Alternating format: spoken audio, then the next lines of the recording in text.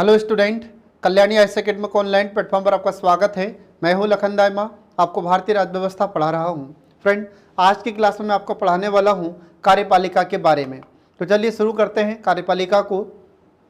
तो कार्यपालिका को इंग्लिश में क्या कहते हैं, तो आपको ध्यान रखना होगा। जो कार्यपालिका होती है इसको हम इंग्लिश में एग्जीक्यूटिव कहते हैं। ठीक है, इसको इंग्लिश में क्या कहा जाता है, तो आपको ध्यान रखना होगा कि इसको इंग्लिश में हम एग्जीक्यूटिव कहते हैं फ्रेंड। ठीक है, अब जो कार्यपालिका होगी तो इसको हम इंग्लिश में एग्जीक्यूटिव कहते हैं। ठीक है, अब इसके बाद में जो एग्जीक्यूटिव होती है, कार्यपालिका होती है, इसका मतलब क्या हो जाता है, तो कार्यपालिका का सीधा सा अर्थ होता है कार्य करने वाली। तो क्या कार्य करती है, तो हम देखते हैं कि विधायिका के द्वारा जो भी कानून बनाया जाता है, जो विधि बनाई जाती है, उसको लागू करने का कार्य जो संस्था करती है उसे हम कार्यपालिका कहते हैं।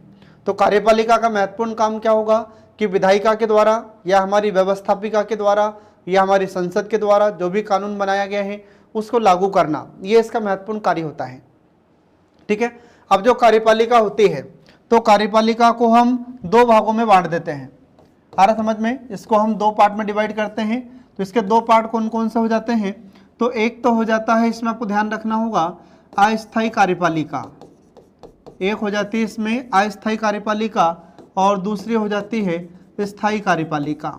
ठीक है, अब जो अस्थायी कार्यपालिका होती है इसी को हम राजनीतिक कार्यपालिका के नाम से भी जानते हैं। अब अस्थायी कार्यपालिका या राजनीतिक कार्यपालिका इसे क्यों कहते हैं, क्योंकि इनका कार्यकाल स्थिर नहीं होता या इनका कार्यकाल स्थायी नहीं होता, निश्चित नहीं होता, इसलिए हम इन्हें अस्थायी कार्यपालिका कहते हैं। और राजनीतिक कार्यपालिका इसलिए कहते हैं क्योंकि ये निर्वाचित होते हैं, तो प्रत्यक्ष या अप्रत्यक्ष रूप से निर्वाचित होते हैं और जनता का प्रतिनिधित्व करते हैं, इसलिए हम इसे राजनीतिक कार्यपालिका कहते हैं। अब जो अस्थायी कार्यपालिका या राजनीतिक कार्यपालिका होती है इसको फिर से हम दो भागों में बांट देते हैं। तो इसके दो भाग कौन कौन से हो जाते हैं, तो इसमें पहला भाग हो जाता है कि एक तो हो जाती है नाम मात्र की कार्यपालिका, पहली हो जाती है नाम मात्र की कार्यपालिका और दूसरी हो जाती है वास्तविक कार्यपालिका। ठीक है, अब नाम मात्र की कार्यपालिका इसको क्यों कहा जाता है, क्योंकि नाम मात्र की सिर्फ औपचारिक प्रधान होते हैं। देखा जाए तो वास्तव में कोई काम नहीं करते हैं, सारे कार्य करवाते हैं। तो जो नाम मात्र की कार्यपालिका होती है इसको फिर से हम दो भाग में डिवाइड कर देते हैं। तो इसके दो भाग कौन कौन से हो जाते हैं, तो आपको ध्यान रखना होगा कि पहला प्रकार हो जाता है यहाँ पर केंद्र के स्तर पर, केंद्र स्तर पर, और दूसरा हो जाता है राज्यों के स्तर पर। आ रहा समझ में, तो पहला आपको ध्यान रखना है कि केंद्र के स्तर पर नाम मात्र की कार्यपालिका किसे कहते हैं, तो आपको ध्यान रखना होगा कि केंद्र के स्तर पर हमारे राष्ट्रपति को कहा जाता है। ये आपको ध्यान रखना होगा फ्रेंड, केंद्र के स्तर पर नाम मात्र की कार्यपालिका किसे कहते हैं, तो राष्ट्रपति को कहते हैं।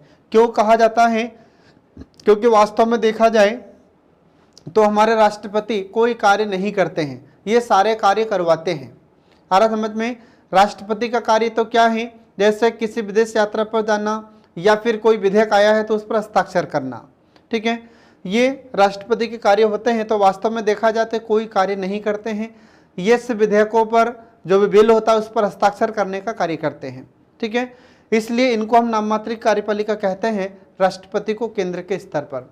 और राज्यों के स्तर पर नाम मात्र की कार्यपालिका किसे कहते हैं, तो ये राज्यपाल को कहा जाता है। किसे कहते हैं, ये नाम मात्र कार्यपालिका राज्य के स्तर पर हम राज्यपाल को कहते हैं। तो राज्यपाल ये राज्य के संवैधानिक प्रमुख होते हैं, परंतु ये भी राष्ट्रपति की तरह होते हैं। जैसे हमारे देश में सर्वोच्च संवैधानिक पदाधिकारी राष्ट्रपति तो हैं, परंतु वास्तव में कोई कार्य नहीं करते। ऐसे राज्यों के स्तर पर जो राज्यपाल होते हैं तो वास्तव में देखा जाए तो ये कोई कार्य नहीं करते हैं। सारा कार्य कौन करता है, तो सभी कार्य हम देखते हैं कि मुख्यमंत्री और उनकी अध्यक्षता वाली मंत्री परिषद सारे कार्य करती है। तो हमारे यहाँ पर जो राज्यपाल होते हैं ये राज्यों के संवैधानिक प्रमुख होते हैं। ठीक है, तो देखा जाए वास्तव में तो राज्यों के स्तर पर राज्यपाल भी कोई कार्य नहीं करते हैं, ये सिर्फ विधेयकों पर हस्ताक्षर करने का कार्य करते हैं, इसलिए हम इन्हें नाम मात्र की कार्यपालिका के अंतर्गत रखते हैं। तो ये आपको ध्यान रखना होगा। अब दूसरा हो जाता है वास्तविक कार्यपालिका। अब वास्तविक कार्यपालिका किसे कहते हैं, तो वास्तविक कार्यपालिका में प्रधानमंत्री और उनकी अध्यक्षता वाली मंत्रिपरिषद केंद्र के स्तर पर आती है। तो वास्तविक कार्यपालिका इसे इसलिए कहा जाता है क्योंकि वास्तव में ही ये सारे कार्य करते हैं, मतलब सरकार के जितने भी कार्य हैं वास्तव में यही करते हैं, इसलिए हम इसे वास्तविक कार्यपालिका कहते हैं। और अब जब ये जो वास्तविक कार्यपालिका होती है तो इसको हम फिर से दो भागों में बांट देते हैं। तो इसको दो भागों में कैसे बांटेंगे, तो इसको भी हम केंद्र के स्तर पर और इसके बाद फिर राज्यों के स्तर पर, ऐसे इसको दो भाग में हम बांट देते हैं। अब केंद्र के स्तर पर कार्यपालिका किसे कहते हैं, तो आपको ध्यान रखना होगा, इसमें हम प्रधानमंत्री, इसमें हम किसको किसको शामिल करेंगे, तो आपको ध्यान रखना होगा इसमें हम प्रधानमंत्री और उनकी अध्यक्षता वाली मंत्रिपरिषद, इसमें किसको किसको शामिल किया जाएगा, तो प्रधानमंत्री और उनकी जो अध्यक्षता वाली मंत्रिपरिषद होती है इसको हम इसमें शामिल करते हैं, ये आपको ध्यान रखना होगा। तो इनको वास्तविक कार्यपालिका में क्यों शामिल किया गया है, क्योंकि वास्तव में सरकार के सभी कार्य यही करते हैं। आ रहा समझ में, हमारे प्रधानमंत्री और उनकी जो अध्यक्षता वाली मंत्रिपरिषद हैं यही वास्तव में सारे कार्य करते हैं सरकार का, इसलिए इन्हें वास्तविक कार्यपालिका के अंतर्गत शामिल करते हैं। ऐसे ही राज्यों के स्तर पर देखा जाए तो राज्यों के स्तर पर कौन कार्य करेगा, तो राज्यों के स्तर पर मुख्यमंत्री, राज्यों के स्तर पर मुख्यमंत्री और मंत्रिपरिषद, ये सारे कार्य करते हैं राज्यों के स्तर पर, इसलिए इन्हें वास्तविक कार्यपालिका हम कहते हैं। तो ये आपको ध्यान रखना होगा। आ रहा समझ में, तो राज्यों के स्तर पर देखा जाए तो मुख्यमंत्री और उनकी अध्यक्षता वाली मंत्रिपरिषद ये सरकार के सभी कार्य करते हैं, इसलिए इन्हें वास्तविक कार्यपालिका में शामिल किया गया है। अब फिर आता है स्थायी कार्यपालिका। तो स्थायी कार्यपालिका में कौन आते हैं, तो हमारे जो पदाधिकारी होते हैं, इसमें जो पदाधिकारी होते हैं उनको इसमें शामिल किया गया है। तो ये जितने भी स्थायी कार्यपालिका के सदस्य होते हैं ये निर्वाचित नहीं होते, ये नियुक्त होते हैं। आ रहा समझ में, इनका अपॉइंटमेंट होता है। आ रहा समझ में, तो जो केंद्र राज्य सरकार के अधिकारी हैं ये किसके द्वारा नियुक्त होते हैं, हमारे राज्यपाल के द्वारा, और केंद्र सरकार के जो अधिकारी हैं ये किसके द्वारा नियुक्त होते हैं, हमारे राष्ट्रपति के द्वारा। तो ये एक बार सेलेक्ट होने के बाद में इनकी जो रिटायरमेंट की एज होती है तब तक ये कार्य करते हैं। ठीक है फ्रेंड, तो इस प्रकार से हम देखते हैं कि कार्यपालिका को हमने दो भागों में बांटकर आपको बताया है, तो ये आपको ध्यान रखना होगा। अब इस कार्यपालिका के अंतर्गत हमें क्या क्या पढ़ना है, तो आपको ध्यान रखना होगा कि कार्यपालिका में हम सबसे पहला टॉपिक पढ़ेंगे राष्ट्रपति, दूसरा टॉपिक पढ़ेंगे उपराष्ट्रपति, फिर इसके बाद में तीसरा टॉपिक पढ़ेंगे इसमें प्रधानमंत्री और उनकी मंत्रिपरिषद, इसके बाद फिर अगला जाता है महान्यायवादी। तो ये इतने चार टॉपिक हमको पढ़ना है कार्यपालिका में, जो पीएससी के सिलेबस, एमपीपीएससी के सिलेबस में आपको दिया हुआ है। ठीक है, अब इसमें सबसे पहले हम शुरू करेंगे फ्रेंड राष्ट्रपति को। तो राष्ट्रपति से संबंधित महत्वपूर्ण अनुच्छेद के बारे में आपको पढ़ाएंगे, और उसके बाद में इनकी शक्तियाँ कौन कौन सी है इसके बारे में पढ़ाएंगे आपको, इनका चुनाव कैसे होता है, फिर इसके बाद में इन पर महाभियोग कैसे चलाया जाता है, इसके बाद फिर इनको हटाने की प्रक्रिया कैसे होगी। ठीक है, ये सब हम इसके अंतर्गत पढ़ाएंगे आपको। फिर उपराष्ट्रपति कैसे काम करते हैं, संविधान में कहाँ कहाँ पर प्रावधान है, कैसे चुनाव होता है, इसके बारे में आपको हम पढ़ाएंगे, इनको हटाने का तरीका क्या है। फिर इसके बाद में ऐसे प्रधानमंत्री और मंत्रिपरिषद, तो प्रधानमंत्री कैसे नियुक्त होते हैं, इसके बाद में मंत्रियों को कैसे बनाया जाता है। ठीक है, इसके बाद में ये कौन से सदन के प्रति उत्तरदायी होते हैं, ये सब आपको इसमें पढ़ाएंगे। फिर इसके बाद में आता है महान्यायवादी। तो महान्यायवादी कौन है, इनकी नियुक्ति कैसे होती है, संविधान में कहाँ पर प्रावधान है, ये सब इसके अंतर्गत आपको हम पढ़ाएंगे।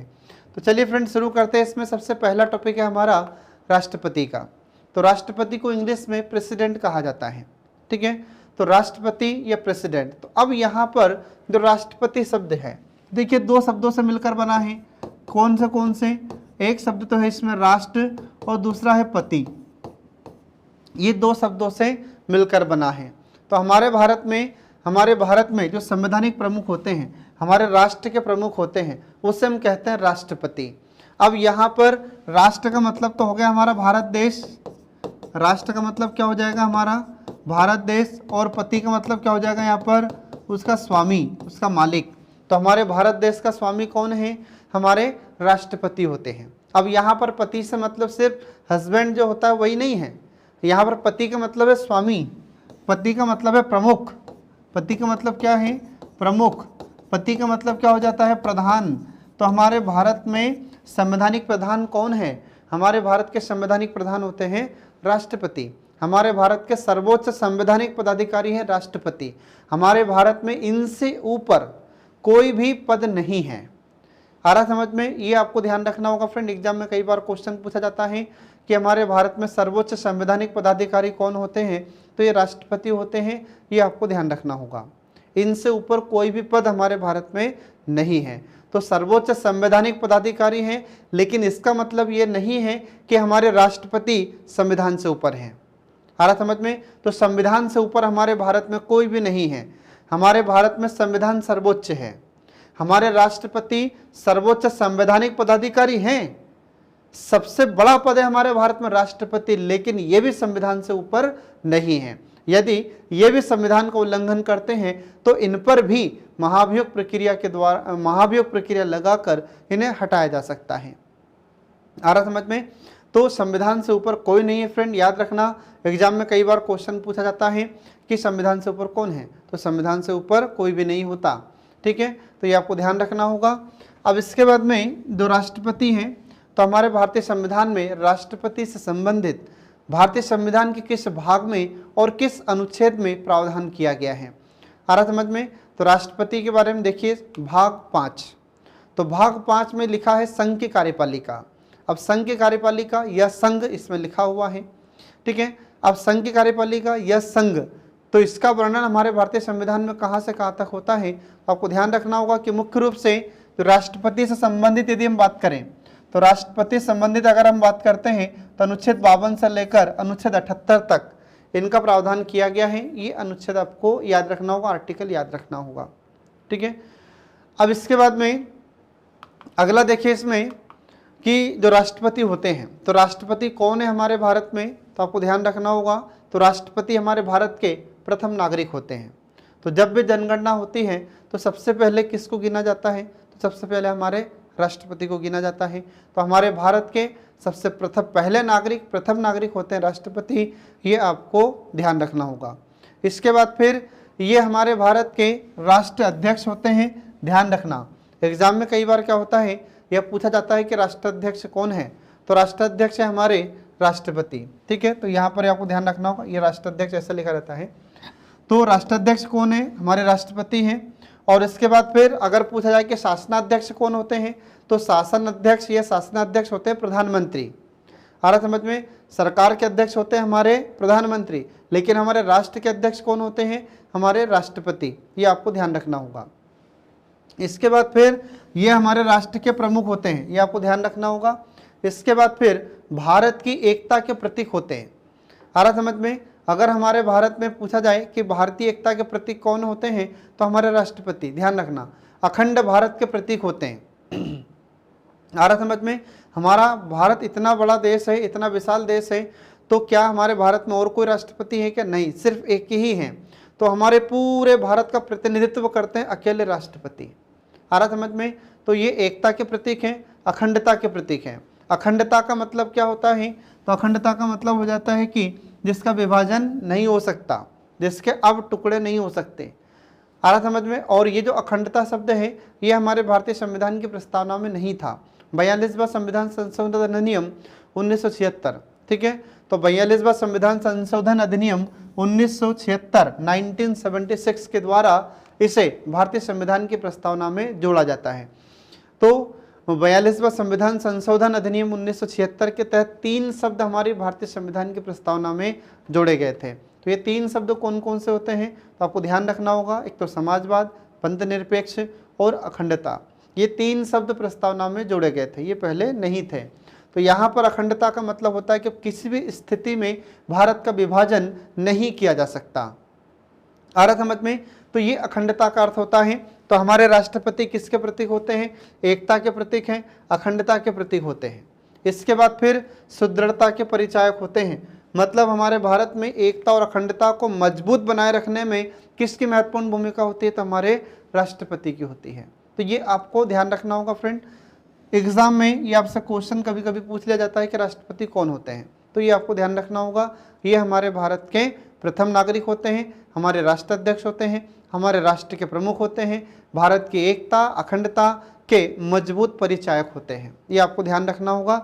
इसके बाद देखिए इसमें कि हमारे भारत के जो राष्ट्रपति हैं, हम इनकी तुलना किससे करते हैं या हमने किससे प्रेरित होकर ये राष्ट्रपति पद को स्थापित किया है। तो आपको ध्यान रखना होगा कि हमने ब्रिटेन से प्रेरित होकर ये राष्ट्रपति के पद को भारत में स्थापित किया है, लेकिन इसका मतलब ये नहीं है कि हमने सीधे सीधे राष्ट्रपति का पद वहाँ से हमने लिया है, ऐसा नहीं है।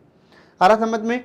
हमारे भारतीय संविधान निर्माताओं ने सोचा कि जिस प्रकार से ब्रिटेन में राजा या रानी होता है, मतलब ब्रिटेन की जो महारानी होती है जिसको हम साम्राज्ञी भी कहते हैं, और या फिर सम्राट होता है, तो जिस प्रकार से ब्रिटेन में सम्राट होता है, इसके बाद महारानी होती है, तो ये वहाँ के औपचारिक प्रधान हैं। आ रहा समझ में? वहाँ पर जब भी संसद कोई बिल पास करती है तो वहाँ के राजा या रानी के पास बिल जाता है, विधेयक जाता है और उस पर ये हस्ताक्षर करते हैं। तो वैसे ही औपचारिक प्रधान पद हमारे भारत में होता है राष्ट्रपति का पद। तो जो राष्ट्रपति का पद होता है ये हमारे भारत में संवैधानिक प्रमुख पद होता है फ्रेंड, याद रखिएगा। और औपचारिक प्रधान होते हैं हमारे भारत में राष्ट्रपति। जैसे ब्रिटेन में राजा या रानी, मतलब ब्रिटेन की जो महारानी होती है, साम्राज्ञी होती है या सम्राट होता है, ये वहाँ का औपचारिक प्रधान होता है। लेकिन वास्तव में काम कौन करते हैं? तो वास्तव में वहाँ पर भी वो जो प्राइम मिनिस्टर होता है और जो मिनिस्ट्री ऑफ काउंसिल होती है, मतलब प्रधानमंत्री और मंत्री परिषद होती है, वे सारा कार्य करते हैं। वहाँ पर राजा रानी क्या काम करते हैं? सिर्फ हस्ताक्षर करने का कार्य करते हैं विधेयकों पर। तो ठीक ऐसे ही हमारे भारत में भी जो राष्ट्रपति का पद होता है यह संवैधानिक प्रमुख होता है या औपचारिक प्रधान होता है। हमारे यहाँ पर भी राष्ट्रपति कोई कार्य नहीं करते, सारे कार्य कौन करते हैं? तो हम देखते हैं कि सभी कार्य हमारे प्रधानमंत्री और उनकी अध्यक्षता वाली मंत्रिपरिषद करती है। राष्ट्रपति क्या करते हैं? तो राष्ट्रपति तो सिर्फ किसी भी विधेयक पर हस्ताक्षर करने का कार्य करते हैं। जो भी विधेयक, जो भी बिल इनके पास आता है तो उस पर ये सिग्नेचर करते हैं। ये आपको ध्यान रखना होगा, ठीक है फ्रेंड। तो एग्जाम में आपसे क्वेश्चन भी पूछा जाता है कि भारत के संवैधानिक प्रमुख कौन होते हैं? तो हमारे भारत में है राष्ट्रपति। अब ब्रिटेन के राजा में, मतलब ब्रिटेन के राजा या रानी में और हमारे भारत के राष्ट्रपति में फिर डिफरेंस क्या हुआ, अंतर क्या हुआ? तो दोनों में अंतर ये है कि जो ब्रिटेन का राजा या महारानी होती है, ये इनका पद वंशानुगत होता है। वंशानुगत इन द सेंस क्या होगा कि वहाँ पर जो पुराने समय से जो राजा रानी बनते आ रहे हैं, फिक्स है कि उनके आने वाली पीढ़ी ही राजा बनेंगे या रानी बनेगी, फिक्स है। लेकिन हमारे भारत में ऐसा नहीं है। हमारे भारत में राष्ट्रपति निर्वाचित होते हैं। आ रहा समझ में? लेकिन ध्यान रहे कि हमारे राष्ट्रपति का निर्वाचन सीधे जनता के द्वारा नहीं होता है, लेकिन हमारी जनता के द्वारा चुने गए जो प्रतिनिधि होते हैं उनके द्वारा हमारे राष्ट्रपति निर्वाचित होते हैं। आ रहा समझ में? तो एग्जाम में यह भी क्वेश्चन आपसे पूछ लिया जाता है कि हमारे भारत के राष्ट्रपति होते हैं, तो हमारे भारत के राष्ट्रपति निर्वाचित होते हैं लेकिन अप्रत्यक्ष रूप से। आ रहा समझ में? तो वो अप्रत्यक्ष रूप से इनका चुनाव कैसे होता है ये प्रक्रिया मैं आपको आगे बता रहा हूँ, ठीक है फ्रेंड। तो आपको ध्यान रखना होगा कि हमारे भारत के राष्ट्रपति ये निर्वाचित होते हैं और ध्यान रहे कि 5 वर्ष इनका कार्यकाल होता है। और हमारे यहाँ पर ऐसा नहीं है कि जो एक बार राष्ट्रपति बन गया है तो उसी के वंश के लोग या उन्हीं के वंशज राष्ट्रपति बनते रहेंगे, ऐसा हमारे भारत में नहीं है। लेकिन ब्रिटेन में क्या है कि ब्रिटेन में जो भी राजा बन जाता है या जो भी राजा है शुरू से लेकर अभी तक, तो वही उन्हीं एक ही परिवार के राजा या रानी बनते चले आ रहे हैं। तो वहाँ पर पद वंशानुगत होता है और हमारे भारत में निर्वाचित पद होता है। ये दोनों में डिफरेंस है, ठीक है। अब इसके बाद देखिए आगे, अब आगे हम देखते हैं कि भारत में और विश्व में, ठीक है। तो विश्व में देखा जाए और हमारे भारत में तो कुछ लोकतांत्रिक शासन प्रणाली पाई जाती है। तो वैसे तो कई प्रकार होते हैं, लेकिन जो प्रमुख प्रकार होते हैं लोकतांत्रिक शासन प्रणाली के, उसके 2 प्रकार होते हैं। अब लोकतांत्रिक शासन प्रणाली को पढ़ने से पहले आपको इसका अर्थ पता होना चाहिए। डेमोक्रेटिक सिस्टम इसको हम कहते हैं। तो लोकतांत्रिक शासन प्रणाली, इसका मतलब क्या हो जाता है? तो यहाँ पर जो लोकतांत्रिक शब्द होता है तो यह किससे मिलकर बना है? यह लोकतंत्र से मिलकर बना है। लोकतंत्र को इंग्लिश में कहते हैं डेमोक्रेसी। और इसका मतलब क्या हो जाता है? तो लोकतंत्र का सीधा सा अर्थ हो जाता है जनता का शासन, ठीक है। लोकतंत्र का मतलब क्या हो जाएगा? जनता का शासन। ये सरल शब्दों में आपको इसका अर्थ ध्यान रखना होगा फ्रेंड। और इसी पर आधारित फिर संयुक्त राज्य अमेरिका के राष्ट्रपति जो कहकर गए हैं अब्राहम लिंकन। तो अब्राहम लिंकन ने कहा था कि जनता का जनता पर जनता के लिए किया गया शासन लोकतंत्र कहलाता है। ठीक है, तो जो लोकतांत्रिक शासन प्रणाली होती है इसमें जनता के द्वारा अपने प्रतिनिधि को चुना जाता है और वे प्रतिनिधि फिर शासन करते हैं। जब तक जनता चाहेगी तब तक ये प्रतिनिधि रहते हैं और जब जनता नहीं चाहेगी तो ये प्रतिनिधि को पद से हटना पड़ता है या जनता चाहेगी तो इनको फिर अगले चुनाव में हरा देगी। आ रहा समझ में? तो कुल मिलाकर बात यह है कि जनता जिसको चाहेगी उसको अपना प्रतिनिधि बनाकर रखेगी। तो जनता अप्रत्यक्ष रूप से शासन करती है, इसलिए इसको हम कहते हैं लोकतांत्रिक शासन प्रणाली। अब जो लोकतांत्रिक शासन प्रणाली होती है तो इसमें प्रत्यक्ष या अप्रत्यक्ष रूप से प्रतिनिधियों को चुना जाता है। तो इसमें मुख्य रूप से लोकतांत्रिक शासन प्रणाली के दो प्रकार होते हैं। तो दो प्रकार कौन कौन से हो जाते हैं ये देखिए इसमें। तो पहला प्रकार हो जाता है उत्तरदायी या कैबिनेट शासन प्रणाली, दूसरा हो जाता है संसदीय शासन प्रणाली या संसदीय सरकार भी कहते हैं, और इसी को हम तीसरा नाम देते हैं कि सरकार की वेस्टमिंस्टर प्रणाली। तो ये आपको ध्यान रखना होगा, ये इतने नामों से इसको जाना जाता है। जो संसदीय शासन प्रणाली होती है और ये जो पार्लियामेंट्री सिस्टम है ये हमने कहाँ से अडॉप्ट किया है, तो ये आपको पहले भी मैं बता चुका हूँ कि ये जो सिस्टम है ये हम लोग कहाँ से प्राप्त किए हैं, ये हम लोग ब्रिटेन से लिए हैं। ये आपको ध्यान रखना होगा। एग्जाम में क्वेश्चन भी पूछा जाता है कि संसदीय शासन प्रणाली को कहाँ से लिया गया है, तो ये ब्रिटेन से लिया गया है। आ रहा समझ में? अब जो उत्तरदायी शासन प्रणाली होती है या संसदीय शासन प्रणाली होती है, संसदीय सरकार प्रणाली होती है या वेस्टमिंस्टर प्रणाली होती है, ये क्या है तो इसमें मैं आपको आगे बता रहा हूँ। ठीक है, तो दो प्रकार की शासन प्रणाली मुख्य रूप से पाई जाती है। एक होती है संसदीय शासन प्रणाली और दूसरी होती है अध्यक्षात्मक शासन प्रणाली या अध्यक्षात्मक सरकार या गैर उत्तरदायी सरकार या फिर निश्चित कार्यकारी प्रणाली सरकार या गैर संसदीय सरकार। इतने नामों से भी इसको जाना जाता है अध्यक्षात्मक शासन प्रणाली में। ठीक है, अब जो पहले हम देखते हैं इसमें उत्तरदायी कैबिनेट या फिर संसदीय सरकार या सरकार की वेस्टमिंस्टर प्रणाली। तो इसमें क्या होता है कि ये जो प्रणाली होती है संसदीय सरकार प्रणाली में या संसदीय शासन प्रणाली में, तो इसमें ब्रिटेन में और हमारे भारत में, इसके अलावा और भी कुछ देश है वहाँ पर यह प्रणाली पाई जाती है। और इसमें हम देखते हैं कि प्रधानमंत्री का इसमें प्रमुख नेतृत्व होता है और इसमें प्रधानमंत्री और उनकी जितनी भी परिषद होती है, मतलब उसकी परिषद में जितने भी मंत्री होते हैं, तो प्रधानमंत्री और उसकी पूरी मंत्री परिषद ये सामूहिक रूप से विधायिका के निम्न सदन के प्रति उत्तरदायी होते हैं। एग्जाम्पल के लिए कि हमारे भारत में, तो हमारे भारत में हम देखते हैं कि भारत में संसद में दो सदन हैं, एक लोकसभा होता है और दूसरा राज्यसभा होता है। ठीक है, तो लोकसभा और राज्यसभा, तो राज्यसभा उच्च सदन होता है और लोकसभा निम्न सदन होता है। ठीक है, अब इसमें हम देखते हैं कि जो निम्न सदन होता है इस निम्न सदन के प्रति प्रधानमंत्री और उनकी मंत्री परिषद उत्तरदायी होती है। इसका मतलब ये हुआ कि प्रधानमंत्री को और उनकी मंत्री परिषद को कहाँ पर आके जवाब देना है, इनको निम्न सदन मतलब लोकसभा में आकर इन्हें जवाब देना होगा। सरकार जो भी कार्य करती है इसका जवाब इन्हें लोकसभा में मतलब निम्न सदन में आकर जवाब देना पड़ता है। आ रहा समझ में? और ये सामूहिक रूप से उत्तरदायी होते हैं। किसके प्रति उत्तरदायी होते हैं? तो जो विधायिका का निम्न सदन है उसके प्रति उत्तरदायी होते हैं। हमारे भारत में हम देखते हैं कि जो लोकसभा होती है उसके प्रति ये उत्तरदायी होते हैं। जब तक लोकसभा में इनका बहुमत है या जब तक इनका निम्न सदन में बहुमत है तब तक इनकी सरकार सत्ता में रहती है, और जैसे ही इनका बहुमत लोकसभा में या निम्न सदन में समाप्त होता है इनकी सरकार चली जाती है। ये आपको ध्यान रखना होगा। ऐसा होता है संसदीय शासन प्रणाली में, संसदीय सरकार में या उत्तरदायी कैबिनेट में। इसके बाद फिर जो संसदीय शासन प्रणाली होती है इसमें जो निम्न सदन होता है इस निम्न सदन का विघटन हो जाता है। उदाहरण के लिए हमारे भारत में जो लोकसभा होती है तो लोकसभा भंग की जा सकती है। आ रहा समझ में? ऐसे ही जैसे अपन देखते हैं कि ब्रिटेन में, तो ब्रिटेन में हम देखते हैं कि वहाँ पर उच्च सदन है हाउस ऑफ लॉर्ड और निम्न सदन होता है हाउस ऑफ कॉमन। तो हमारे भारत में जैसे लोकसभा का विघटन किया जा सकता है तो ऐसे वहाँ पर विघटन हो सकता है किसका? हाउस ऑफ कॉमन का, क्योंकि ये सिस्टम हमने वहीं से ब्रिटेन से ही अडॉप्ट किया है। ठीक है, तो ऐसे हम देखते हैं कि जो संसदीय शासन प्रणाली होती है, संसदीय सरकार प्रणाली होती है, वेस्टमिंस्टर प्रणाली होती है, उत्तरदायी कैबिनेट प्रणाली होती है, तो यह प्रणाली कुछ विश्व के देशों में है। तो विश्व के कुछ देशों में जैसे ब्रिटेन में है, हमारे भारत में है, इसके बाद जापान में है और कनाडा आदि देशों में इस प्रकार की प्रणाली पाई जाती है। तो ये आपको ध्यान रखना होगा। ठीक है फ्रेंड, अब इसके बाद में अगला आ जाता है कि अध्यक्षात्मक शासन प्रणाली या अध्यक्षात्मक सरकार या गैर उत्तरदायी सरकार या गैर संसदीय शासन प्रणाली या इसी को निश्चित कार्यकारी प्रणाली भी कहते हैं और इंग्लिश में से कहा जाता है प्रेसिडेंशियल सिस्टम।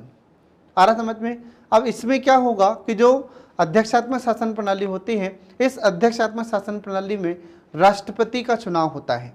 अब ये जो राष्ट्रपति होते हैं तो इन राष्ट्रपति को कौन चुनता है? तो राष्ट्रपति के द्वारा, मतलब राष्ट्रपति को सीधे जनता के द्वारा चुना जाता है। उदाहरण के लिए संयुक्त राज्य अमेरिका में, तो संयुक्त राज्य अमेरिका में जो राष्ट्रपति का चुनाव होता है तो जनता प्रत्यक्ष मतदान के द्वारा इन्हें चुनती है। आ रहा समझ में? ये आपको ध्यान रखना होगा। अब जब ये राष्ट्रपति चुन लिए जाते हैं तो ये संसद के प्रति, मतलब जो संसद में निम्न सदन होता है, जैसे अमेरिका की बात करें हम तो संयुक्त राज्य अमेरिका में भी वहाँ की संसद में 2 सदन होते हैं। अमेरिका में संयुक्त राज्य अमेरिका की जो संसद होती है उसे कांग्रेस कहा जाता है और इस कांग्रेस में भी 2 सदन होते हैं। कौन कौन से? एक सीनेट होता है और हाउस ऑफ रिप्रेजेंटेटिव होता है। ये 2 सदन होते हैं। तो यूएसए में हाउस ऑफ रिप्रेजेंटेटिव ये लोअर हाउस होता है और जो सीनेट होता है वह अपर हाउस होता है। ठीक है, तो अब यहाँ पर जो राष्ट्रपति हैं ये राष्ट्रपति निम्न सदन के प्रति उत्तरदायी नहीं होंगे, वहाँ पर ये उत्तरदायित्व का अभाव होता है। जैसे हमारे भारत में लोकसभा के प्रति हमारे प्रधानमंत्री और उनकी मंत्री परिषद उत्तरदायी होती है, ऐसे संयुक्त राज्य अमेरिका में, यूएसए में वहाँ के राष्ट्रपति और इनके जो मंत्री होते हैं। ठीक है, तो ये लोग यूएसए में उनके मंत्रियों को सेक्रेटरी कहते हैं, सचिव कहते हैं। ठीक है, तो संयुक्त राज्य अमेरिका में जो राष्ट्रपति होते हैं और इनके जो मंत्री होते हैं ये संसद में निम्न सदन के प्रति, मतलब हाउस ऑफ रिप्रेजेंटेटिव के प्रति उत्तरदायी नहीं होते, जबकि हमारे भारत में संसदीय शासन प्रणाली में ये निम्न सदन के प्रति उत्तरदायी होते हैं। ये आपको ध्यान रखना होगा।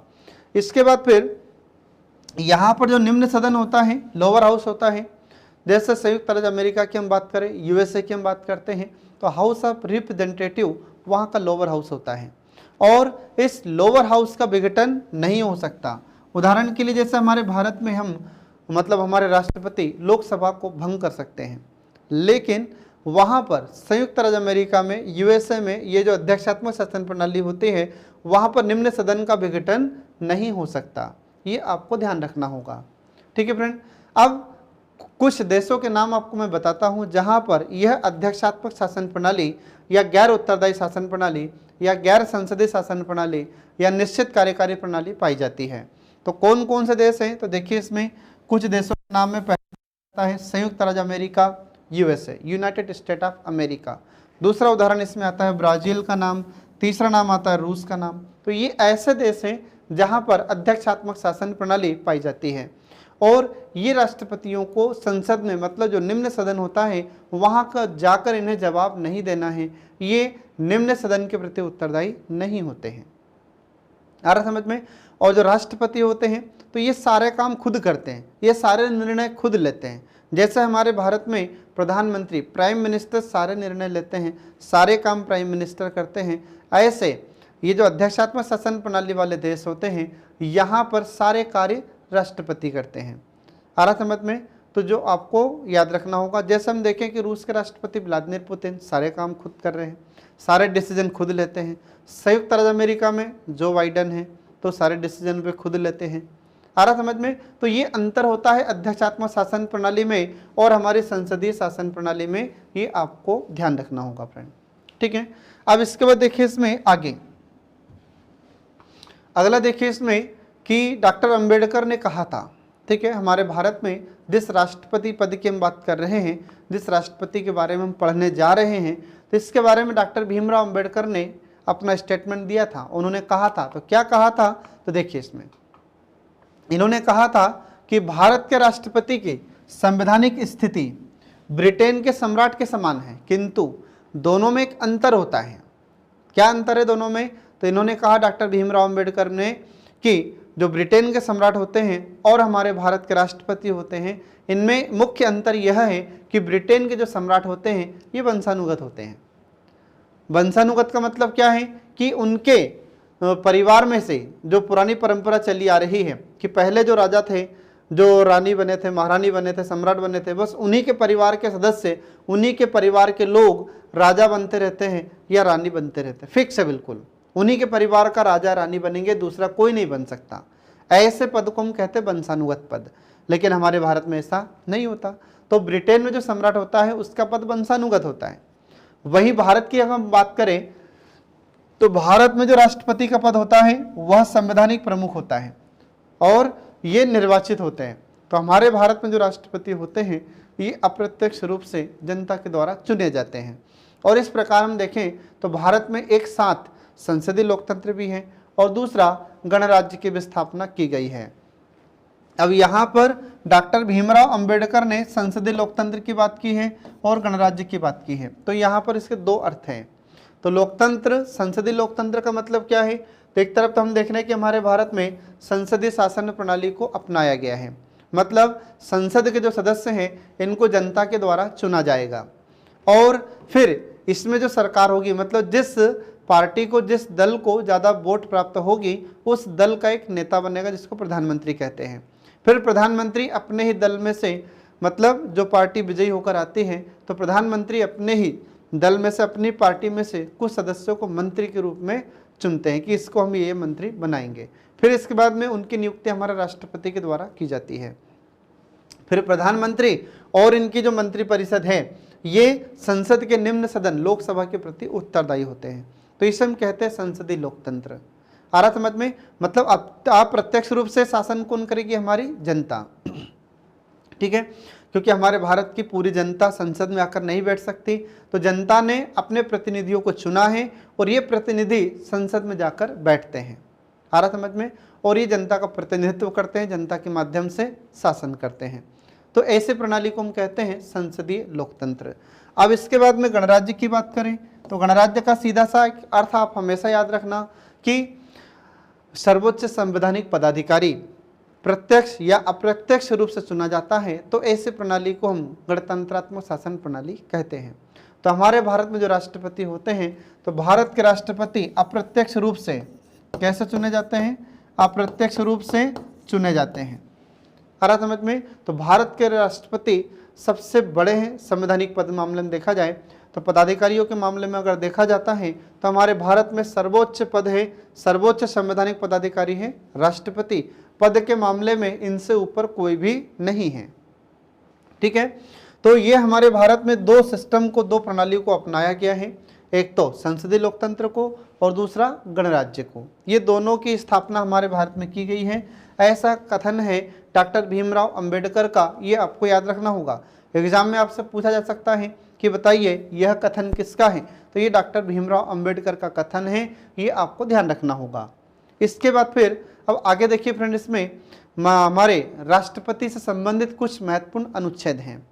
ठीक है, तो राष्ट्रपति से संबंधित कुछ महत्वपूर्ण अनुच्छेद हैं। उन अनुच्छेदों में पहला अनुच्छेद या आर्टिकल आता है 52। तो आर्टिकल 52 या अनुच्छेद 52, इसमें क्या लिखा है? तो इसमें लिखा है अनुच्छेद 52 में कि भारत का एक राष्ट्रपति होगा। ये इसमें लिखा है 52 में, there shall be president of India. इसमें लिखा है कि फिक्स है, बिल्कुल निश्चित है। यहाँ पर जो शैल बी लिखा है इसका मतलब निश्चित है। ठीक है, तो भारत का एक राष्ट्रपति होगा, ये आपको ध्यान रखना होगा। एग्जाम में कई बार क्या होता है, क्वेश्चन आपसे पूछ लिया जाता है कि संविधान के किस अनुच्छेद में लिखा है कि भारत का एक राष्ट्रपति होगा। तो ये अनुच्छेद 52 में आर्टिकल 52 में लिखा हुआ है। ठीक है फ्रेंड, तो ये आपको ध्यान रखना होगा। इसके बाद फिर आर्टिकल 53, तो अनुच्छेद 53 में लिखा है कि संघ की कार्यपालिका शक्ति। तो ये संघ की कार्यपालिका शक्ति किसमें निहित होगी? तो ये हमारे राष्ट्रपति में निहित होगी, ये आपको ध्यान रखना होगा। इसके बाद फिर संघ की कार्यपालिका शक्ति हमारे राष्ट्रपति के पास तो है, परंतु हमारे राष्ट्रपति खुद इन शक्तियों का इस्तेमाल नहीं करते, ये अपने अधीनस्थों के माध्यम से करते हैं। आ रहा समझ में? वास्तव में देखा जाए तो संविधान के द्वारा इन्हें जो शक्तियां दी गई है, इन शक्तियों का उपयोग हमारे प्रधानमंत्री और उनकी अध्यक्षता वाली मंत्री परिषद करती है। आ रहा समझ में? तो देखिए इसमें अगला अनुच्छेद आ जाता है अनुच्छेद 53 का पार्ट 1, मतलब अनुच्छेद 53 का खंड 1 का। तो अनुच्छेद 53 के खंड 1 में लिखा है कि जो संघ की कार्यपालिका शक्ति होती है यह राष्ट्रपति में निहित है। हमारे संविधान ने सारी शक्तियां किसे दी है? राष्ट्रपति को दी है। लेकिन राष्ट्रपति इन शक्तियों को उपयोग खुद नहीं करते हैं, ये इनका उपयोग किसके माध्यम से करते हैं? तो इनके जो अधीनस्थ होते हैं, ठीक है, ये इनके अधीनस्थ जो अधिकारी होते हैं, पदाधिकारी होते हैं, उनके द्वारा इन शक्तियों का उपयोग किया जाता है। आ रहा समझ में? तो ये आपको ध्यान रखना होगा। इसके बाद फिर अनुच्छेद 53 का खंड 2, तो इसमें लिखा है कि हमारे राष्ट्रपति तीनों सेनाओं के सर्वोच्च कमांडर होते हैं। एग्जाम में एक बार नहीं कई बार आपसे क्वेश्चन पूछा जा चुका है कि हमारी तीनों सेनाओं के सर्वोच्च कमांडर या सुप्रीम कमांडर किसे कहते हैं? तो ये हमारे राष्ट्रपति को कहा जाता है। हमारे राष्ट्रपति तीनों सेनाओं को आदेश दे सकते हैं, इसलिए इन्हें सुप्रीम कमांडर कहा जाता है। ये आपको ध्यान रखना होगा फ्रेंड, ठीक है। तो एग्जाम में आपसे क्वेश्चन इनसे पूछा जा चुका है और आने वाली परीक्षाओं में भी आपसे पूछा जा सकता है, ठीक है, ये आपको ध्यान रखना होगा। तो इस प्रकार से हम देखते हैं कि यहाँ पर अनुच्छेद 53 का खंड 2 समाप्त होता है। अब इसके बाद देखिए अगला अनुच्छेद 54, तो आर्टिकल 54। अब आर्टिकल 54 में लिखा है राष्ट्रपति का निर्वाचन, ठीक है। अब राष्ट्रपति का निर्वाचन, इलेक्शन ऑफ प्रेसिडेंट। तो राष्ट्रपति का निर्वाचन में क्या क्या होगा, इसमें कौन कौन लोग वोट डालेंगे, ये इसमें आपको हम बताते हैं। तो देखिए इसमें कि राष्ट्रपति का जो निर्वाचन होता है तो इसके निर्वाचन के लिए कुछ सदस्यों का मंडल होता है, कुछ सदस्यों का समूह होता है, जिसे हम निर्वाचक मंडल कहते हैं। तो जो राष्ट्रपति का निर्वाचक मंडल होता है इसमें जो जो सदस्य वोट डालते हैं, जो जो लोग वोट डालते हैं उनको इसमें शामिल किया गया है, इसलिए हम इसको राष्ट्रपति का निर्वाचक मंडल कहते हैं। राष्ट्रपति के चुनाव में जनता सीधे मतदान नहीं करती है, जनता सीधे भाग नहीं लेती है राष्ट्रपति के चुनाव में वोट डालने के लिए, लेकिन ध्यान रहे कि जनता अपने प्रतिनिधियों के माध्यम से राष्ट्रपति को चुनती है, मतलब अप्रत्यक्ष रूप से जनता के द्वारा राष्ट्रपति को चुना जाता है। आ रहा समझ में? मतलब पहले जनता ने जिन सदस्यों को चुना है, जैसे विधायकों को चुना है, संसद के सदस्यों को चुना है, तो ये लोग वोट डालेंगे किसमें? राष्ट्रपति के चुनाव में। आम जनता इसमें वोट नहीं डालती है, इसलिए राष्ट्रपति के चुनाव में लोगों को पता नहीं होता है कि राष्ट्रपति का चुनाव कब हो गया। आ रहा समझ में? और जब लोकसभा का चुनाव होता है तो सबको पता रहता है कि चुनाव हो रहा है, चुनाव हो रहा है। क्यों? क्योंकि उस लोकसभा के चुनाव में आम जनता सीधे मतदान करती है, इसलिए सभी लोगों को पता होता है कि चुनाव हो रहा है। तो देखिए इसमें राष्ट्रपति के निर्वाचक मंडल में कौन कौन होते हैं। तो पहला देखिए संसद के दोनों सदनों के निर्वाचित सदस्य, ये आपको ध्यान रखना होगा। एग्जाम में आपसे क्वेश्चन पूछा जा चुका है कि जब राष्ट्रपति का चुनाव होता है तो इसमें कौन सदस्य भाग लेते हैं या कौन कौन से सदस्य इसमें वोटिंग करते हैं। आपको ध्यान रखना होगा कि संसद के दोनों सदस्य, तो संसद के दोनों सदन कौन कौन से? लोकसभा और राज्यसभा। तो लोकसभा और राज्यसभा दोनों सदनों के निर्वाचित सदस्य इसमें भाग लेते हैं, ये आपको ध्यान रखना होगा। आ रहा समझ में? फिर इसके बाद में अब यहाँ पर निर्वाचित सदस्य शब्द का उपयोग क्यों किया गया है? क्योंकि लोकसभा में 2 एंग्लो इंडियन को राष्ट्रपति मनोनीत करते हैं, तो ये जो मनोनीत सदस्य हैं ये इसमें भाग नहीं लेते। लेकिन ध्यान रहे फ्रेंड कि 104 या 104 कॉन्स्टिट्यूशन अमेंडमेंट एक्ट हुआ है 2019। तो 104वां संविधान संशोधन अधिनियम 2019 में जो लोकसभा में 2 मनोनीत सदस्य होते थे और राज्यों की विधानसभाओं में जो एंग्लो इंडियन मनोनीत सदस्य होते थे राज्यपाल के द्वारा, अब यह व्यवस्था समाप्त कर दी गई है या इनके आरक्षण का प्रावधान को समाप्त कर दिया गया है। तो इसमें आपको ध्यान रखना है कि लोकसभा और राज्यसभा के जो निर्वाचित सदस्य हैं ये राष्ट्रपति के चुनाव में भाग लेते हैं, मतलब राष्ट्रपति के चुनाव में वोट देते हैं।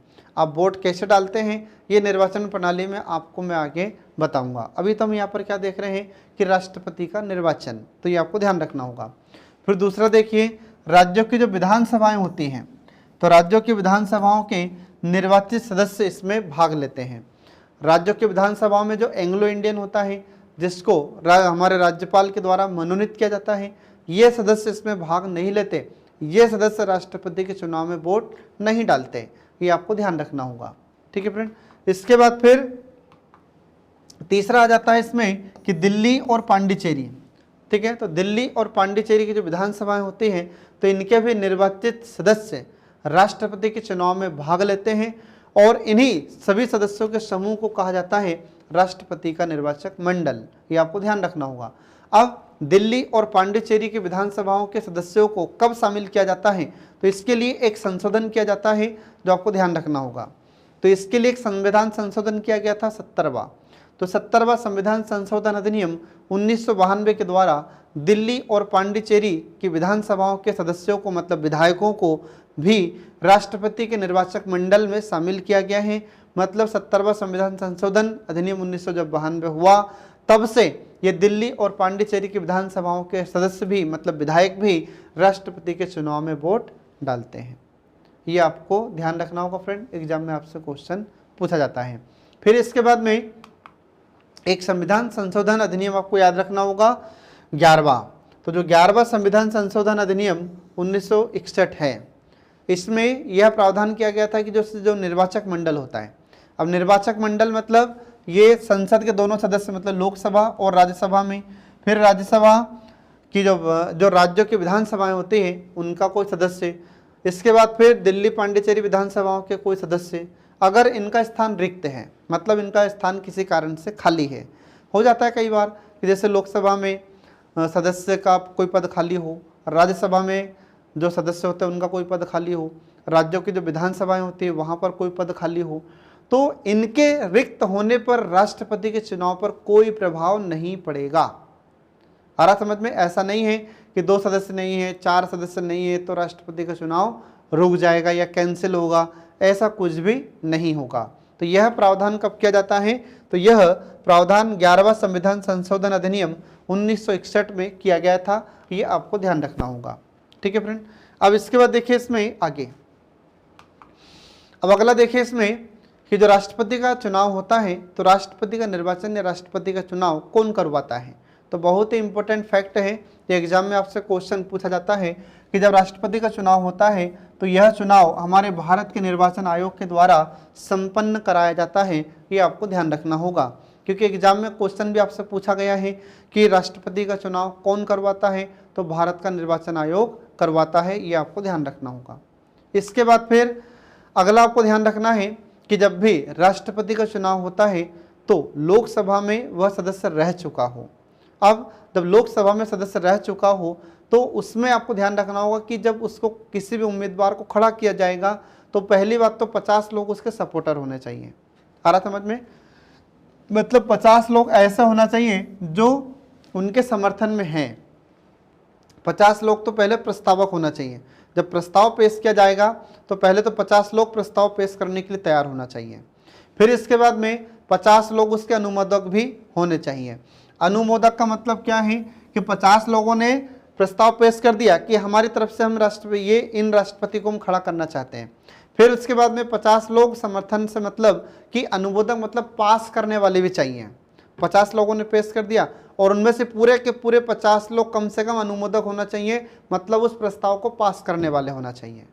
तो 50 प्रस्तावक और 50 अनुमोदक होना चाहिए, ये आपको ध्यान रखना होगा। फिर इसके बाद में जब भी राष्ट्रपति का चुनाव होता है तो राष्ट्रपति के चुनाव में या राष्ट्रपति के निर्वाचन में जमानत राशि कितनी होती है, तो आपको ध्यान रखना होगा 15,000।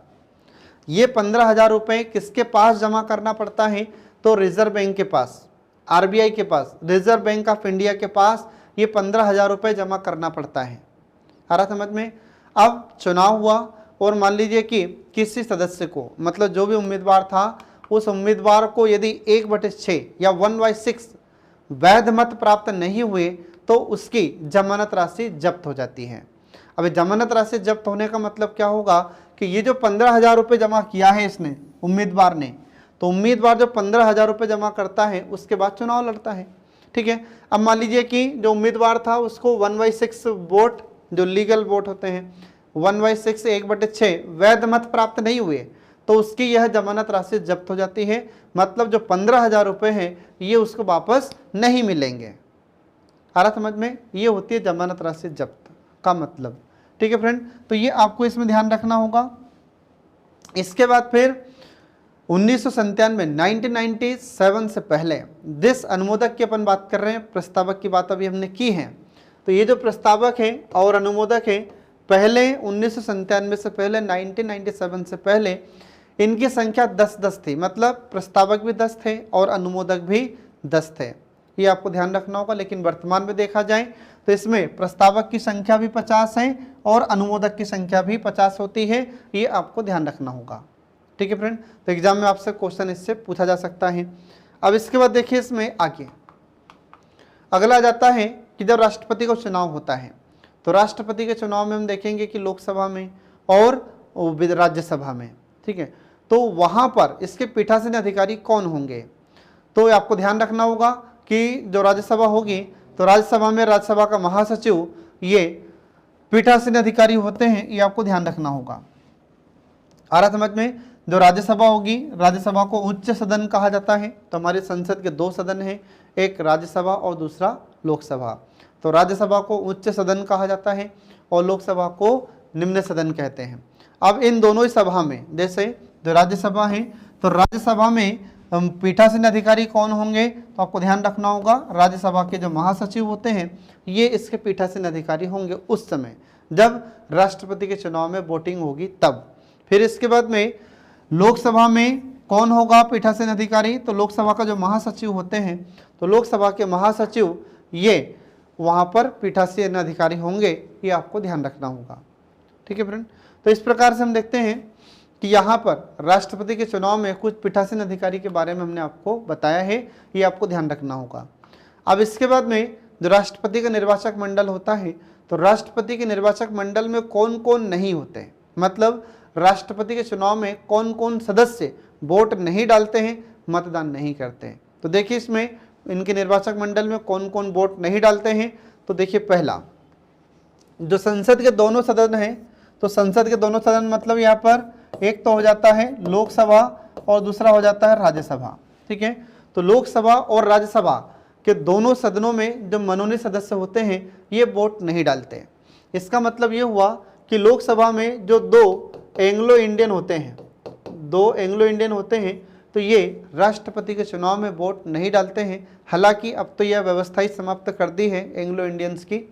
ठीक है, अब एंग्लो इंडियन क्या होता है, तो एंग्लो इंडियन का सीधा सा मतलब उसको हम हिंदी में आंग्ल भारतीय कहते हैं।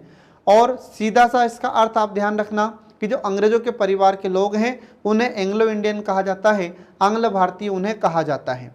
तो ये जो एंग्लो इंडियन होते हैं लोकसभा में 2 ये वोट नहीं डालेंगे। राज्यसभा में जो 12 सदस्य मनोनीत होते हैं तो 12 सदस्य कौन होते हैं, तो साहित्य, विज्ञान, कला और समाज सेवा में जो जाने माने लोग होते हैं इनको हमारे राष्ट्रपति 12 सदस्यों को राज्यसभा में मनोनीत करते हैं और ये मनोनीत सदस्य हमारे राष्ट्रपति के चुनाव में वोट नहीं डालते। ये आपको ध्यान रखना होगा। ठीक है फ्रेंड, इसके बाद फिर अगला देखिए इसमें, तो अगला जाता है कि राज्यों की जो विधानसभाएं होती हैं तो राज्यों की विधानसभाओं में मनोनीत सदस्य इसमें वोट नहीं डालेंगे। तो राज्यों की विधानसभाओं में मनोनीत सदस्य मतलब यहाँ पर भी किसकी बात की जा रही है, तो यहाँ पर भी जो एंग्लो इंडियन होते हैं तो राज्यपाल के द्वारा एक एंग्लो इंडियन को नॉमिनेट किया जाता है, मनोनीत किया जाता है।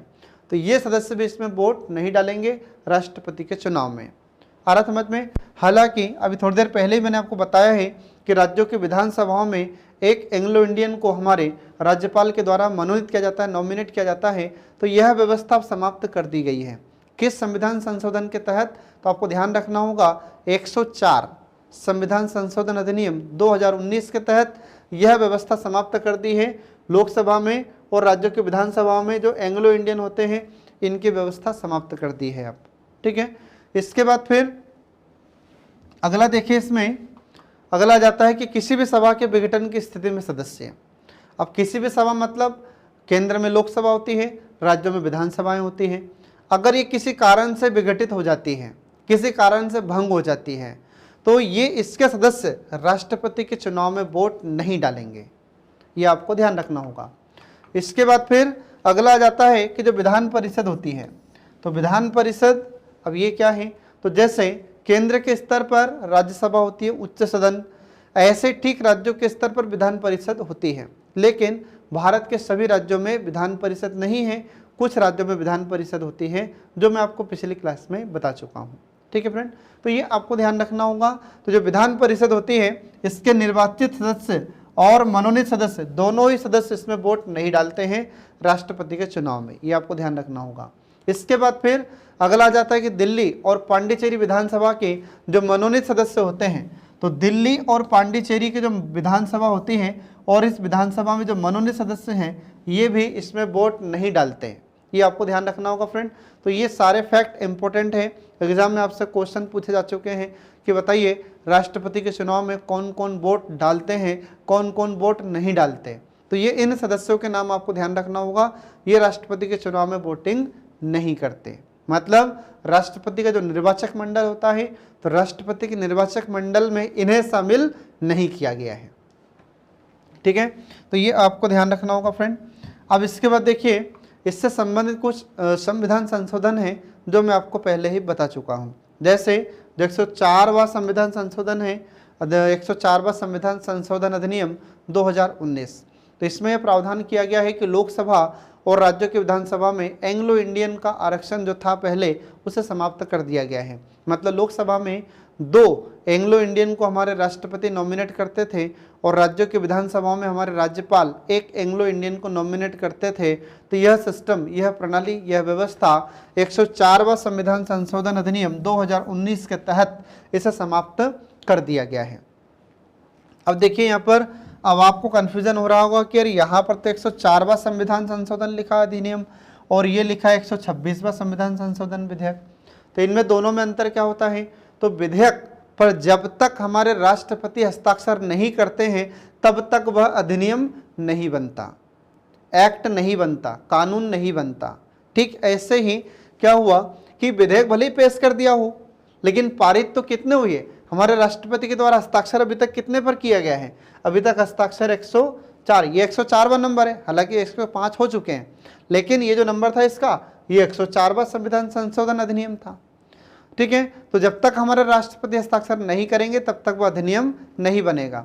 अब ऐसे जो विधेयक हैं तो ये विधेयक तो 126 हो चुके थे, ठीक है, लेकिन सभी पर हमारे राष्ट्रपति के द्वारा हस्ताक्षर नहीं किए गए हैं। तो जिन पर हस्ताक्षर किए हैं राष्ट्रपति ने, ये यहाँ पर 104वां नंबर था इसका, तो ये था कहलाया अधिनियम। तो जब तक हमारे राष्ट्रपति हस्ताक्षर नहीं करेंगे तब तक कोई भी विधेयक अधिनियम नहीं बन सकता, ऐसा लिखा है हमारे भारतीय संविधान के अनुच्छेद 111 में। ठीक है फ्रेंड, तो ये आपको ध्यान रखना होगा। तो इस प्रकार से लोकसभा और जो राज्यों की विधानसभाएं हैं इसमें जो एंग्लो इंडियन की व्यवस्था थी, इनके लिए आरक्षण की व्यवस्था थी, यह समाप्त कर दी गई है। किस अधिनियम के तहत, ये आपको याद रखना होगा, 104वां संविधान संशोधन अधिनियम 2019। ठीक है, अब इसके बाद में अगला देखिए इसमें कि जो राष्ट्रपति का चुनाव होता है, तो राष्ट्रपति के चुनाव से संबंधित अगर कोई भी विवाद होता है, कोई भी डिस्प्यूट होता है, तो उसका निपटारा कौन करेगा। तो उसका निपटारा हमारा सर्वोच्च न्यायालय, सुप्रीम कोर्ट या उच्चतम न्यायालय करता है। ये आपको याद रखना होगा, एग्जाम में क्वेश्चन अपने से पूछे जाते हैं कि राष्ट्रपति के जो चुनाव में अगर किसी प्रकार का कोई विवाद होता है तो उस विवाद को कौन सुलझाएगा, तो उसको हमारे उच्चतम न्यायालय के द्वारा सुलझाया जाता है या हमारे सर्वोच्च न्यायालय के द्वारा उसको सुलझाया जाता है, उस विवाद को समाप्त किया जाता है। ठीक है, या उस पर हमारे सर्वोच्च न्यायालय के द्वारा डिसीजन या निर्णय दिए जाते हैं, फैसला सुनाया जाता है। इसके बाद फिर अगला आ जाता है कि राष्ट्रपति का चुनाव लागू नहीं होगा। तो राष्ट्रपति के चुनाव में क्या लागू नहीं होगा, तो देखिए राष्ट्रपति के चुनाव में क्या क्या लागू नहीं होता। पहला, दलीय आधार पर राष्ट्रपति का चुनाव नहीं होता, मतलब इसमें जब राष्ट्रपति का चुनाव होगा तो कोई भी पार्टी के आधार पर चुनाव नहीं होता। जैसे हम देखते हैं कि संसद जब लोकसभा का चुनाव होता है तो कुछ कांग्रेस के मेंबर होते हैं, कुछ बीजेपी के मेंबर होते हैं, कुछ अलग अलग पार्टी के अलग अलग सदस्य होते हैं। लेकिन जब राष्ट्रपति का चुनाव होता है तो उसमें ऐसे कोई दलीय आधार पर चुनाव नहीं होता, कोई पार्टी के आधार पर चुनाव नहीं लड़ा जाता इसमें, ये आपको ध्यान रखना होगा। फिर इसके बाद में जब राष्ट्रपति का चुनाव होता है तो राष्ट्रपति के चुनाव में कोई अलग से चुनाव चिन्ह भी नहीं होता। आ रहा समझ में। जब हम देखते हैं कि लोकसभा का चुनाव होता है तो लोकसभा के चुनाव में हम देखते हैं कि कांग्रेस का चुनाव चिन्ह हाथ का पंजा होता है और जो बीजेपी होती है उसका चुनाव चिन्ह कमल का फूल होता है। समाजवादी पार्टी का अलग, ऐसे अलग अलग पार्टी के अलग अलग चुनाव चिन्ह होते हैं। लेकिन जब राष्ट्रपति का चुनाव होता है तो इनके चुनाव में ऐसा कोई चुनाव चिन्ह नहीं होता। इसके बाद इसमें व्हिप भी जारी नहीं की जाती। व्हिप का हिंदी अर्थ होता है सचेतक, इसका मतलब क्या होगा, इसका मतलब होता है कि जब चुनाव होगा, जैसे अपन देखते हैं कि लोकसभा में मतदान होता है, ठीक है, जब किसी भी विधेयक को पारित करना होता है तो लोकसभा में एक व्हिप जारी किया जाता है, दोनों सदनों में व्हिप जारी किया जाता है, मतलब सचेत किया जाता है कि आपको अपनी पार्टी तरफ ही वोट देना होगा, उसको कहते हैं व्हिप। जब राष्ट्रपति का चुनाव होता है तो इसमें ऐसे कोई व्हिप जारी करने की आवश्यकता भी नहीं होती। आ रहा समझ में, जिसको जहां लगे उचित लगे वोट दे, इसमें कोई व्हिप जारी नहीं की जा सकती। फिर इसके बाद में इसमें दल बदल प्रणाली पर भी कोई रोक नहीं होता। मतलब क्या है कि जिसको जिधर लगे उधर वोट डालो, इसमें कोई दल बदल व्यवस्था लागू नहीं होती। जबकि जब हम देखते हैं कि जब भी अविश्वास प्रस्ताव पेश होता है, विश्वास प्रस्ताव पेश होता है, तो दल बदल प्रणाली का नियम वहां पर लागू होता है। इसका मतलब क्या हुआ कि पार्टी के द्वारा व्हिप जारी की जाती है कि आपको अपने ही पक्ष में अपनी पार्टी की तरफ ही वोट देना है। फिर उस समय क्या होगा, व्यक्ति अपनी पार्टी को, अपने दल को छोड़कर दूसरे दल में नहीं जा सकता, उसको कहते हैं दल बदल। आ रहा समझ में? तो ऐसा दल बदल प्रणाली इस समय राष्ट्रपति के चुनाव में लागू नहीं होती, ये आपको ध्यान रखना होगा फ्रेंड, इंपॉर्टेंट फैक्ट है, ये सब एग्जाम में आपसे पूछे जा सकते हैं, ठीक है। इसके बाद फिर आगे देखिए, इसमें अगला आ जाता है अनुच्छेद 55। अब आर्टिकल 55 इसमें क्या लिखा है, तो इसमें राष्ट्रपति के चुनाव से संबंधित या राष्ट्रपति के निर्वाचन की पद्धति के बारे में इसमें प्रावधान किया गया है, ठीक है। तो इलेक्शन मेथड ऑफ प्रेसिडेंट, तो राष्ट्रपति के चुनाव से संबंधित कुछ पद्धति है, इसमें कौन सी पद्धति को अपनाया जाता है ये आपको ध्यान रखना होगा, मैं आपको आगे बता रहा हूँ, ठीक है। तो अनुच्छेद 55 में राष्ट्रपति के निर्वाचन की रीति का प्रावधान किया गया या पद्धति का प्रावधान किया गया है। अब राष्ट्रपति का चुनाव कैसे होता है, तो आपको ध्यान रखना होगा कि राष्ट्रपति का चुनाव अप्रत्यक्ष मतदान प्रणाली के द्वारा होता है, इनडायरेक्ट वोटिंग सिस्टम के द्वारा इनका चुनाव होता है, और गुप्त मतदान के द्वारा इनका चुनाव होता है।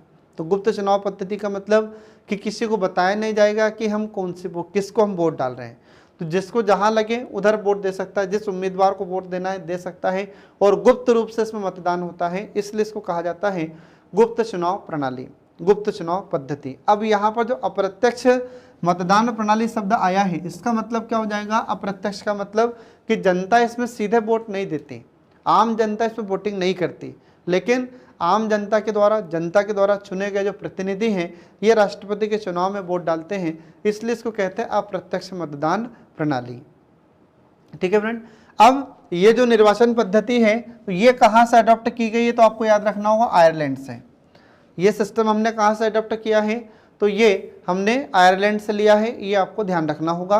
तो एग्जाम में आपसे क्वेश्चन पूछा जा सकता है कि राष्ट्रपति के चुनाव में जो अप्रत्यक्ष मतदान प्रणाली होती है, गुप्त चुनाव पद्धति होती है, या राष्ट्रपति के चुनाव प्रणाली को हमने कहाँ से लिया है, तो इन सब के लिए एक ही वर्ड आपको याद रखना है कि हमने आयरलैंड से लिया है।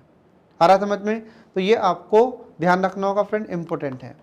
अब इसके बाद में राष्ट्रपति के चुनाव में जिस चुनाव पद्धति की अपन बात कर रहे हैं, तो इसमें दो सिद्धांतों को अपनाया जाता है। इसमें दो सिद्धांत कौन कौन से हो जाते हैं, तो पहला सिद्धांत देखिए यहाँ पर कि समरूपता का सिद्धांत या समतुल्यता का सिद्धांत। अब ये क्या है ये मैं आपको आगे बता रहा हूँ। इसका प्रावधान कहाँ से कहाँ तक है, तो आपको ध्यान रखना होगा कि भारतीय संविधान के अनुच्छेद 55 के खंड 1 और अनुच्छेद 55 के खंड 2 में इनका प्रावधान किया गया है।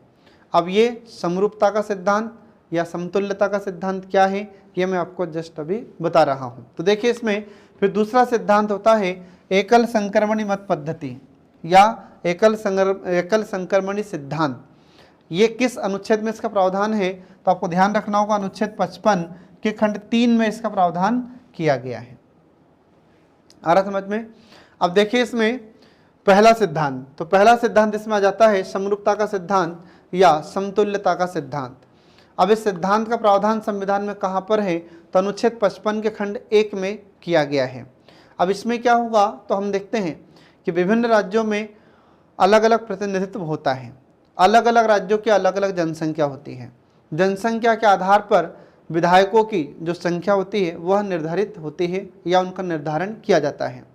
ऐसे हमारे भारत में भी हम देखते हैं कि जो सांसद होते हैं, सांसद किसे कहा जाता है, तो संसद के सदस्यों को सांसद कहते हैं। अब जो लोकसभा के सदस्य होते हैं उनका चुनाव सीधा जनता के द्वारा किया जाता है। राज्यसभा के सदस्यों का चुनाव विधायकों के द्वारा किया जाता है। अब विधायकों का चुनाव जनता के द्वारा किया जाता है, लोकसभा के सदस्यों का मतलब सांसदों का चुनाव भी जनता के द्वारा किया जाता है। अब जो सांसद होते हैं, लोकसभा के सदस्य होते हैं, तो ये ज़्यादा जनसंख्या का प्रतिनिधित्व करते हैं, और जो विधायक होते हैं, राज्यों के विधानसभा के सदस्य या विधायक होते हैं, तो ये कम जनता का प्रतिनिधित्व करते हैं। तो अब एक तरफ सांसद है और दूसरी तरफ विधायक है। अब जो सांसद होता है तो ये लगभग 10 लाख से भी ज़्यादा जनसंख्या का प्रतिनिधित्व करता है, जबकि जो विधायक होते हैं तो ये 2 लाख के आसपास जनता का प्रतिनिधित्व करते हैं। तो फिर पावरफुल कौन होगा, ज़्यादा मतदान की शक्ति किसके पास होगी, सांसद के पास। तो फिर क्या करना पड़ेगा, तो जो सांसद होते हैं और विधायक होते हैं, इन दोनों में समरूपता लाई जाती है, दोनों में एक रूपता लाई जाती है। इन दोनों में जो मतदान होगा तो इन दोनों के मतदान को समान बनाया जाता है। इस पद्धति को कहते हैं समरूपता या समतुल्यता का सिद्धांत। ये आपको ध्यान रखना होगा। आ रहा समझो फ्रेंड। अब इसके बाद में जो अनुच्छेद 55 का खंड 2 है, तो अनुच्छेद 55 के खंड 2 में लिखा है कि संघ और राज्यों के प्रतिनिधित्व में समतुल्यता, मतलब जो संघ शासित प्रदेश होते हैं वहाँ पर जैसे लोकसभा हमारी दिल्ली और पांडिचेरी के जो विधानसभा के सदस्य होते हैं, विधायक होते हैं। फिर इसके बाद में जो हमारे राज्य होते हैं, राज्यों की विधानसभाओं में जो विधायक होते हैं। फिर इसके बाद में लोकसभा में जो सदस्य होते हैं मतलब सांसद होते हैं। तो इन लोकसभा के सदस्यों को, इसके बाद केंद्र शासित प्रदेशों के जो विधायक होते हैं, राज्यों के विधायक होते हैं, इनके प्रतिनिधियों में समानता लाई जाए। तो इसके लिए एक सिद्धांत अपनाया जाता है जिसे हम कहते हैं समरूपता या समतुल्यता का सिद्धांत। इसकी विधि क्या है ये आपको मैं आगे बता रहा हूँ। तो देखिए इसमें जो सांसद होते हैं उनके मतदान का मूल्य, इसके बाद फिर जो विधायक होते हैं, सांसद होते हैं, इनके मतदान का मूल्य, इनकी वोट वैल्यू एक हो, इसके लिए एक फार्मूला अपनाया जाता है। और वह फार्मूला कौन सा होता है ये देखिए। तो राज्यों की विधानसभा के एक सदस्य मतलब एक विधायक का मत मूल्य निकालने के लिए एक फार्मूला अपनाया जाता है। और यह फार्मूला क्या होगा, तो देखिए इसमें तो एक विधायक का मत मूल्य प्राप्त करने के लिए हमको कुल राज्य की जनसंख्या, ठीक है, तो राज्य के कुल जनसंख्या में हमें किसका भाग देना होगा, तो जो राज्य की विधानसभा के निर्वाचित सदस्यों की संख्या होती है, तो राज्य विधानसभा मतलब जो विधायक हैं, तो राज्य विधानसभा के जो निर्वाचित सदस्य होते हैं उनकी कुल सदस्य संख्या से, ठीक है, तो इससे हमें भाग देना पड़ेगा। किस में भाग देना है, तो राज्य की जो कुल जनसंख्या है, राज्य की कुल जनसंख्या में इन निर्वाचित सदस्यों की कुल संख्या से भाग देना है। अब इससे जो हमें प्राप्त होगा, ठीक है, तो इससे हमें जो भी डिजिट या जो भी डाटा प्राप्त होता है, अब उसके बाद फिर क्या करना है कि हमें इसे 1000 से इंटू कर देना है। आ रहा समझ में, मतलब ये कि जो कुल जनसंख्या में हमने कुल जनसंख्या को भाग दिया किससे, ये निर्वाचित सदस्यों की कुल संख्या से। तो जब हम इसको इससे डिवाइड करेंगे तो जो भी हमें रिजल्ट प्राप्त होगा तो फिर हमें क्या करना होगा, उसे 1000 से इंटू करना होगा। अब इससे फिर हमें जो भी रिजल्ट प्राप्त होगा वह क्या हो जाएगा, एक विधायक का मत मूल्य होता है। आ रहा समझ में, जो भी वैल्यू हमें प्राप्त होगी वह क्या हो जाएगा, एक विधायक का मत मूल्य हो जाता है। ये आपको ध्यान रखना होगा, ठीक है। तो ये ध्यान रखना फ्रेंड, एग्जाम में कई बार क्या होता है, क्वेश्चन आपसे पूछा जाता है कि एक विधायक का मत मूल्य निकालने के लिए फार्मूला क्या होगा। तो आपको ध्यान रखना होगा कि राज्य की कुल जनसंख्या अपॉन निर्वाचित सदस्यों की कुल संख्या में हम किससे इंटू करेंगे, 1000 से। तो जो भी वैल्यू हमें प्राप्त होगी वह क्या हो जाएगा, एक विधायक का मत मूल्य होगा। ये आपको ध्यान रखना होगा। फिर इसके बाद में आगे बढ़ते हैं तो जो संसद का सदस्य होगा, अब उधर हमने एक विधायक का मत मूल्य निकाला, अब ऐसे ही जो संसद का सदस्य होता है उसका मत मूल्य हमें निकालना होगा। तो इसके लिए एक फार्मूला होता है कि संसद सदस्य के मत मूल्य का निर्धारण कैसे होगा। तो इसमें भी एक संसद सदस्य मतलब जो सांसद होता है एक, तो एक सांसद या एक संसद सदस्य के मत मूल्य, तो इसका मत मूल्य कैसे प्राप्त करेंगे, तो इसका एक सांसद का मत मूल्य प्राप्त करने के लिए एक फार्मूला अपनाया जाता है। और यह फार्मूला क्या है, देखिए इसमें, तो इसमें सभी राज्यों के विधायकों के मतों का कुल मूल्य, आ रहा समझ में, जो भी विधायक होते हैं तो उन सभी राज्यों के विधायकों के मतों का कुल मूल्य, और उसके बाद अपॉन में क्या करना है, तो अपॉन में जो संसद के निर्वाचित सदस्य होते हैं, तो संसद के निर्वाचित सदस्यों की कुल सदस्य संख्या से हम इसे डिवाइड कर देंगे। तो किसको डिवाइड करेंगे, जो राज्यों के विधायकों के मतों का कुल मूल्य है उसको हम ये संसद के निर्वाचित सदस्यों की कुल सदस्य संख्या से डिवाइड कर देते हैं। तो इससे हमें जो भी वैल्यू प्राप्त होती है यह एक संसद सदस्य के मत मूल्य का योग हो जाता है, ये आपको ध्यान रखना होगा। ठीक है फ्रेंड, तो एग्जाम में भी अगर आपसे क्वेश्चन पूछा जाता है कि बताइए अगर एक संसद सदस्य का मत मूल्य हमें प्राप्त करना है तो उसके लिए एक सही फार्मूला क्या होगा, तो ये फार्मूला आपको ध्यान रखना होगा फ्रेंड। ठीक है, अब ये तो हुई बात एक विधायक और एक सांसद का मत मूल्य प्राप्त करने की विधि या उसका फार्मूला। अब ये बात होगी किसकी, तो आपको ध्यान रखना है जो आपको बताया थोड़ी देर पहले हमने कि अनुच्छेद 55 का खंड 1 और 55 का खंड 2, ठीक है, समरूपता का सिद्धांत और समतुल्यता का सिद्धांत, ये यहाँ पर समाप्त हो जाता है। मतलब जो विधायक का मत होगा और सांसद का मत होगा तो दोनों का मूल्य बराबर होना चाहिए, दोनों की वैल्यू बराबर होना चाहिए, इसके लिए यह फार्मूला अपनाया जाता है। ठीक है, राष्ट्रपति के चुनाव में। अब इसके बाद देखिए अगला जाता है अनुच्छेद 55 का खंड 3। अब अनुच्छेद 55 का खंड 3 इसमें लिखा है आनुपातिक प्रतिनिधित्व की एकल संक्रमणी मत पद्धति। आ रहा समझ में। अब आनुपातिक प्रतिनिधित्व की एकल संक्रमणी मत पद्धति तथा गुप्त मतदान का प्रावधान इसमें किया गया है। इसको इंग्लिश में कहा जाता है the system of representation bye means of the single transferable vote, ये इसको इंग्लिश में कहा जाता है इस पद्धति को। अब ये आनुपातिक प्रतिनिधित्व की एकल संक्रमणी मत पद्धति क्या होती है, तो इसमें क्या होगा कि एक उदाहरण के लिए जैसे मैं आपको बताऊं, कभी तो राष्ट्रपति का जो चुनाव होता है तो इसमें मोस्टली 2 ही कैंडिडेट खड़े होते हैं। ठीक है, अब मान लो कभी कभी 3 भी हो सकते हैं, कभी कभी 4 भी हो सकते हैं। ठीक है, अब मान लीजिए कि 4 सदस्य या 4 उम्मीदवार खड़े हो गए। कितने उम्मीदवार, राष्ट्रपति के चुनाव में 4 उम्मीदवार खड़े हो जाते हैं। ठीक है, तो 4 उम्मीदवार में जैसे एक हो गया ए, फिर दूसरा हो गया बी, फिर तीसरा सी और चौथा हो गया डी। अब ये 4 सदस्य राष्ट्रपति के चुनाव में खड़े हुए हैं, 4 उम्मीदवार हैं। अब इसमें क्या होगा कि जब इनमें चुनाव होता है, राष्ट्रपति का चुनाव जब होता है तो इनको चारों को वोट देना पड़ता है। आ रहा समझ में। जैसे हम लोग जब लोकसभा में वोट डालते हैं तो लोकसभा के चुनाव में वोट डालते हैं तो हम किसी एक प्रतिनिधि को वोट देते हैं, लेकिन इसमें ऐसा नहीं है।